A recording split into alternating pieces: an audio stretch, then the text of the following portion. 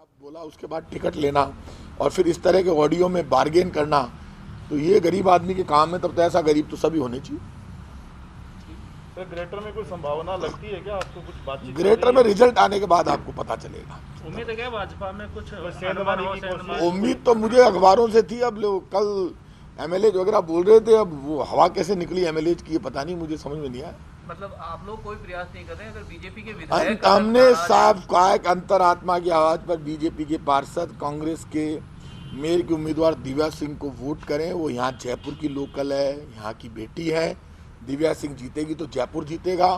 सौम्या गुर्जर के लिए इनकी जो उम्मीदवार है उनका जो पूरा का पूरा बैकग्राउंड है, उनका जो रिकॉर्ड है, उसके लिए बीजेपी के नेता नाराज है, बीजेपी के वरिष्ठ विधायक नाराज हैं, चुनाव लड़े हुए लोग नाराज है। ऐसे में बीजेपी में इंटरनल डेमोक्रेसी जिंदा रखनी है तो अंतरात्मा की आवाज़ पर कांग्रेस के उम्मीदवार दिव्या सिंह को वोट देना चाहिए। बीजेपी की मीटिंग में विधायक और विधायक प्रत्याशी नहीं थे भाजपा के? बीजेपी की मीटिंग में तो नहीं थे, ये भी मेरे पास भी सूचना है।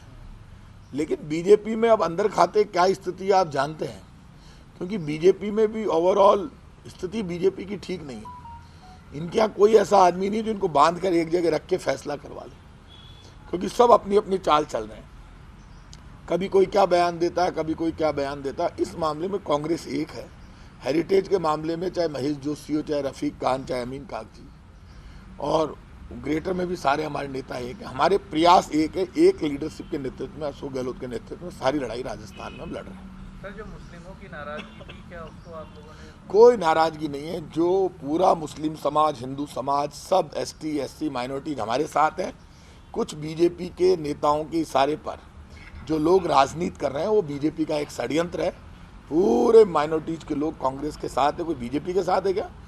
बीजेपी जो देश में दंगे फसाद कराती है, हिंदू मुसलमान को लड़ाने की साजिश करती है, उसके खिलाफ, उसके पक्ष में, बीजेपी के पक्ष में कोई मुसलमान नहीं। और जो बातें कर रहे हैं वो बीजेपी के पदाधिकारी, बीजेपी से जुड़े हुए लोग हैं। बीजेपी के षड्यंत्र में आकर यदि कोई इस तरह की बात करता है तो ऐसे षड्यंत्र का जवाब देना हमको आता है।